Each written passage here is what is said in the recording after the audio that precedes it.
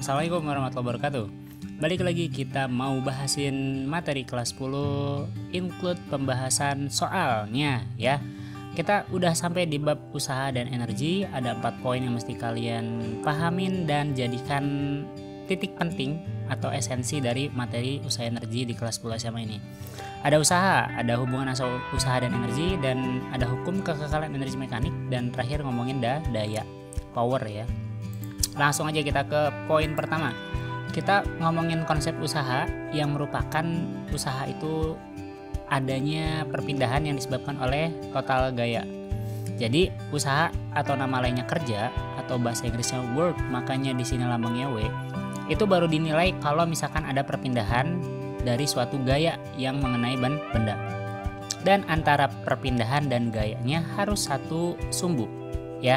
Jadi kalau misalkan saya punya gaya nih, gayanya nereng ya, tapi bendanya itu bergeraknya persis sumbu X alias bergeser berpindah sejauh S.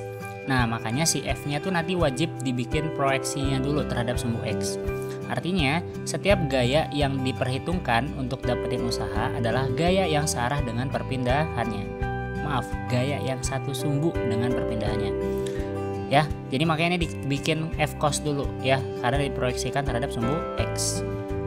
Oke, konsep kedua. Konsep keduanya bilang katanya usaha itu akan merubah energi. Kita batasi energinya cuma di energi kinetik sama energi potensial, karena kita main mekanika, bukan main fisika secara keseluruhan. Walaupun nanti bisa banget diserempetin konsep usaha ini sama perubahan energi di luar kinetik dan potensial. Oke, energi kinetik seperti yang kalian udah dapetin kelas 8 SMP adalah energi yang dimiliki ketika benda bergerak. Bendanya berarti punya massa, jadi rumusnya seperti ini. Kalau energi potensial, energi yang dimiliki sebuah benda yang berada dalam suatu medan gravitasi dan terletak di ketinggian H ya. Nah, jadi konsep usaha sama dengan perubahan energi itu ya kita bikin persamaan aja, W sama dengan delta EK atau delta EP ya. Nah, ini ada minusnya nih, karena ini pakainya EP1 dikurang EP2 ya. Boleh loh dibikin nggak ada minusnya, tapi nanti EP2 dikurang EP1. Dan bisa dibilang kalau ada perubahan energi itu yang berubah tuh cuma kecepatannya kalau di EK, cuma ketinggiannya kalau di EP. Jadi kalian bisa lebih singkat mengerjakan W itu sama dengan ini, mg delta H atau setengah M V2 kuadrat min V1 kuadrat. Iya, di sini jangan sampai kalian dikurangin dulu kecepatannya baru dikuadratin ya. Itu akan beda hasilnya. Jadi yang benar adalah dikuadratin dulu masing-masing baru nanti dikurangin. Next, kita ke poin ketiga ya, ada hukum kekekalan energi mekanik. Ciri-ciri kita bakal pakai konsep ini tuh kalau ada perubahan posisi atau ada perubahan kecepatan, atau secara umum kalian mencurigai adanya suatu keadaan yang awal dan akhir. Jadi ciri-cirinya misalkan benda tadinya gerak terus diem, nah itu berarti itu pakai hukum kekekalan nih, karena benda diem terus gerak itu artinya ada perubahan energi kinetik ya.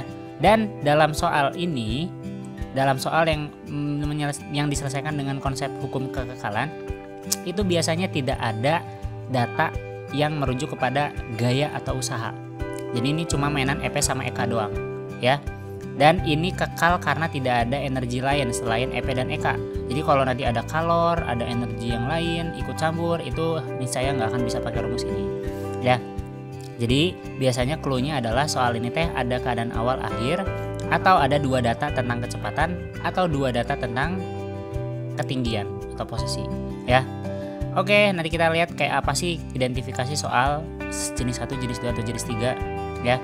Yang jelas kalau jenis keempat mah dia udah jelas-jelas nanyain daya atau bahasa Inggrisnya power, makanya di sini lambangnya P ya, power. Seperti dasar konsepnya, daya adalah energi persatuan waktu atau usaha tiap waktu ya, dimana usaha di sini bisa kita jabarin jadi F kali S. Boleh juga W-nya dijabarin jadi EK atau EP ya, karena usaha setara dengan energi. Nah, saya mau jelasin lebih lanjut di sini yang Fs, karena nanti S per T-nya bisa diganti sama V. Jadilah rumus daya yang terkesan baru, padahal itu juga ya. Jadi daya bisa dicari juga dengan gaya dikali kecepatan ya. Overall itu ya materinya. Sekarang maaf. Sekarang kita ke contoh soal ya. Kita punya contoh pertama. Kita banyak nih soalnya ya. Seperti biasa, kalau mau lebih detail silahkan di pause dulu videonya untuk bisa baca soal lebih detail ya. Intinya ini ditanyain usaha oleh gaya berat. Usaha doang nih, berarti masih pakai konsep standar WFS. Hanya saja bendanya tuh ada di bidang miring ya. Jadi nanti gaya yang andil itu adalah gaya yang searah atau satu sumbu dengan bidang miring. Kalau kita punya pertanyaan oleh gaya berat, maka gaya berat tuh arahnya ke bawah. Padahal pindahnya miring. Maka si gaya berat kita proyeksikan dulu biar jadi miring. Namanya W sin 30. Jadi F-nya adalah W sin 30 atau W-nya dijabarin jadi M kali G ya.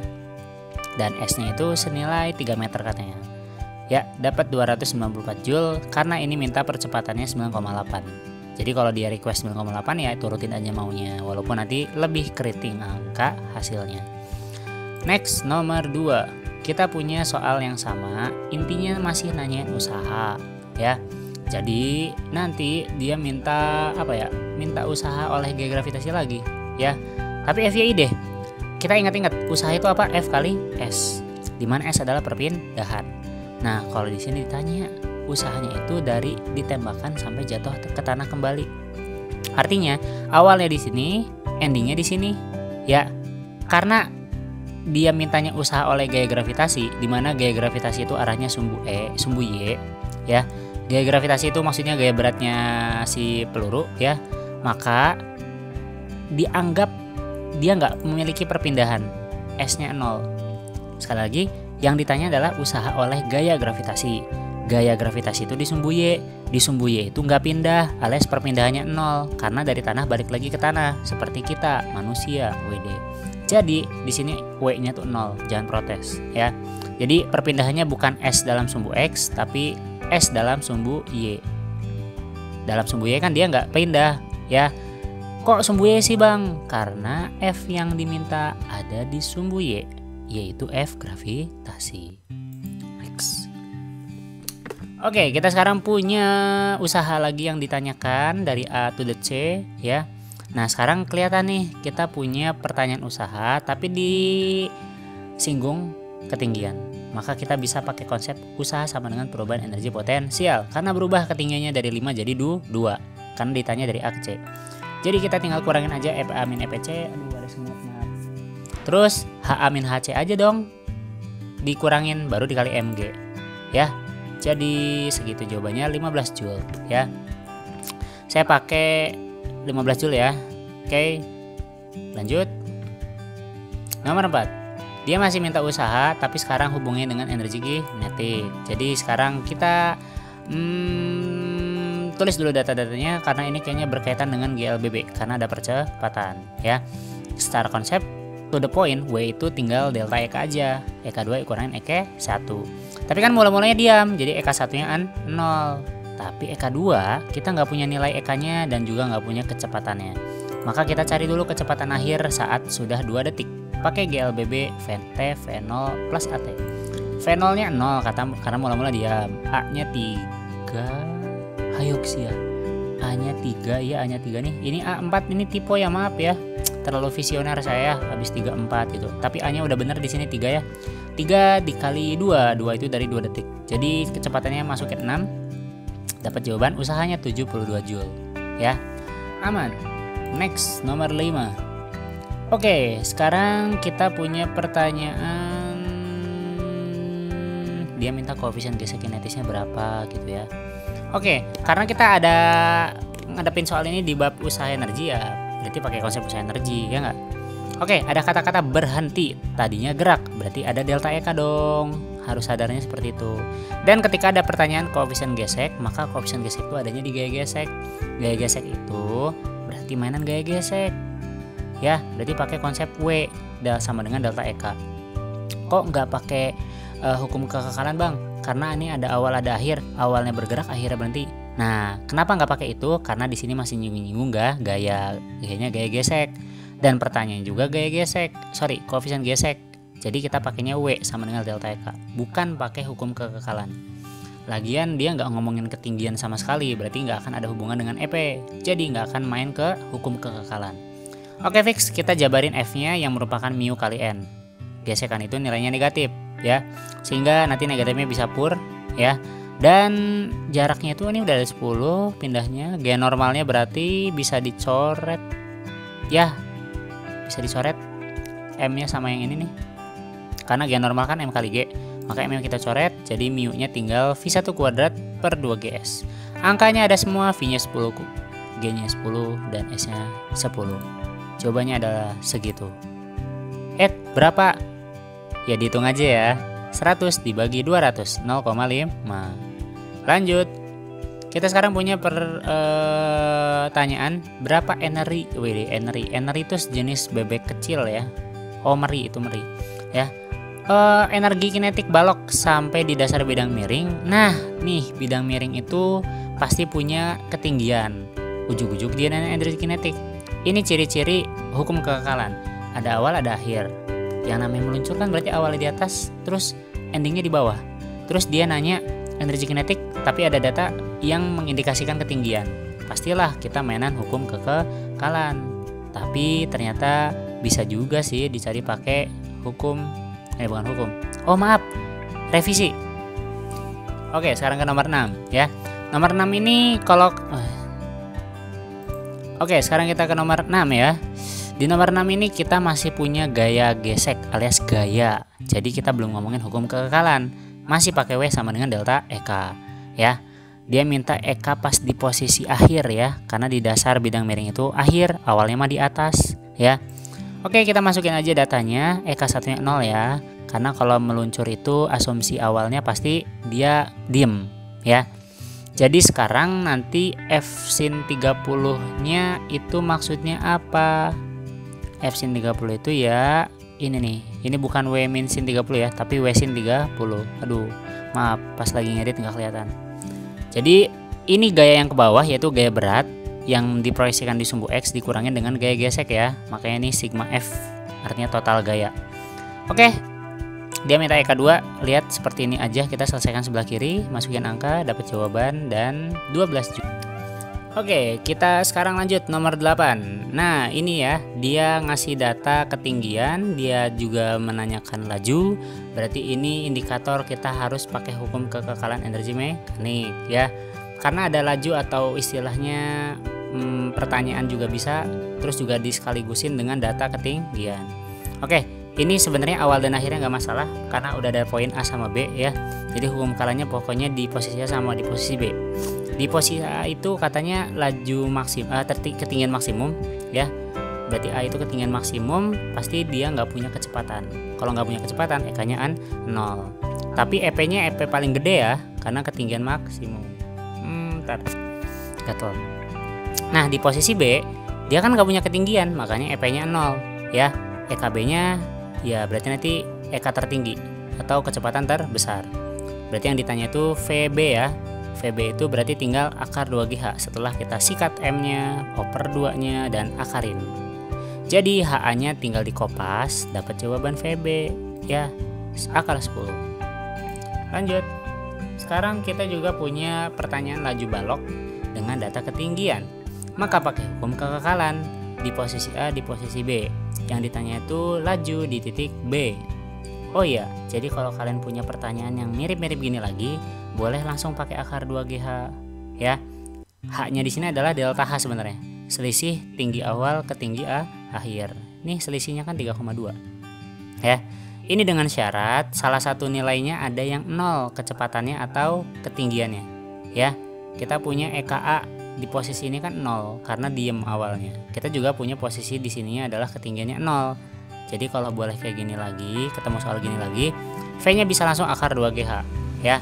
Tapi intinya esensinya harus dapat ya gitu. Karena pakai cara biasa juga sebenarnya gampang dan cepet sih, nggak harus langsung akar 2GH. Next, kita hukum kekekalan lagi ya. Dia request agar bandul dapat berputar satu putaran penuh, maka laju bandul di titik P, titik terendahnya berapa gitu kan. Nah, kita bikin syarat dulu karena di sini tinjauannya nggak cukup pakai hukum kekekalan energi, tapi juga pakai hukum Newton ya. Agar bandul melingkar penuh di Q, maka minimal di sini nggak ada tegangan tali ya. Oke, karena di pucuk tuh emang ya tegangan talinya 0. Jadi kalau kita aplikasikan di sigma FMA, ini kan sigma F, ini kan M kali A, A-nya ASP. Maka T-nya kita bikin 0. Jadilah V-nya V-nya itu V kuadratnya itu GR. V di sini ya. Oke. Biar bandul melingkar penuh, maka di sini kecepatannya minimal akar GR. GR. Nah, sekarang kita terapin hukum kekekalannya ya. Jadi nanti di posisi Q itu ketinggiannya 2R ya, karena kan informasinya jari-jari. Jadi ketinggiannya adalah 2R. Nah, di Q-nya itu V-nya masukin nanti GR. V kuadratnya masukin GR. Dan kita di request dapetin V di titik terendah alias VP. Ya, masukin aja tuh ya. Jadi VP-nya adalah akar 5GR. Next, kita punya pertanyaan tentang daya. Dia minta daya rata to the point. Ya udah, energi per waktu atau usaha per waktu ya.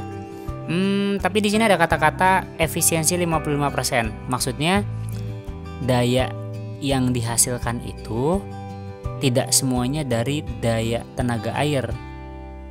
Cuma 55%-nya loh katanya yang bisa dipanen jadi listrik ya. Oke, jadi generator tuh cuma convert 55%-nya dari keseluruhan energi yang dihasilkan dari si air terjun. Jadi di sini 55%-nya kalian buat jadi pengali faktor W per T dan dalam bentuk desimal aja langsung ya. Nah, jadi kalau kita kopas angkanya, kita punya W-nya itu sama dengan perubahan energi potensial karena berhubungan dengan ketinggian ya.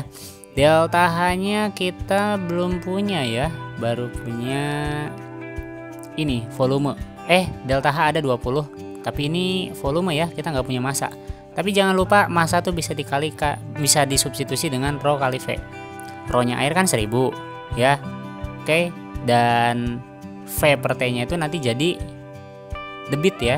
Nih, debitnya adalah 10 meter kubik tiap detik, alias tiap detik itu berarti 1 detik.